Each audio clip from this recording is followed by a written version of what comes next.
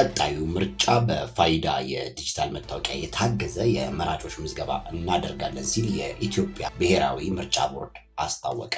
ምርጫ ቦርድ ዛሬ በሰባተኛው ሀገራዊ ምርጫ ቅድመ ዝግጅትና ተያያዥ ጉዳዮች ላይ ጋዜጣዊ መግለጫ በሰጠበት ወቅት እንደገለጸው በቀጣዩ ምርጫ ኢትዮጵያ የዲጂታል መታወቂያን በተግባር ላይ ለማዋል መታቀዱን አንስተዋል።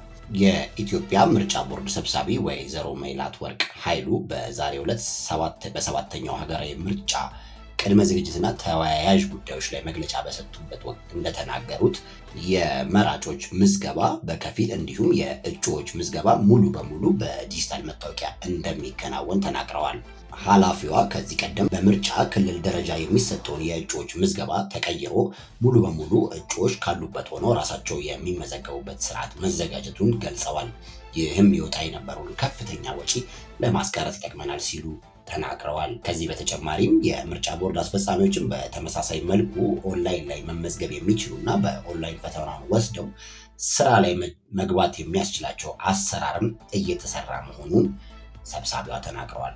አያይዘውም ፓርቲዎች አባሎቻቸውን የሚያስመዘግቡበት ሶፍትዌር በማዘጋጀት ላይ ነን ሲሉ የተናገሩት ወይዘሮ ሜላትወርቅ ቦርዱ በሰጠው መግለጫ በሚቀጥለው ምርጫ ላይ በስፋት የቴክኖሎጂ ውጤቶችን እንደሚጠቀምም አመላክተዋል።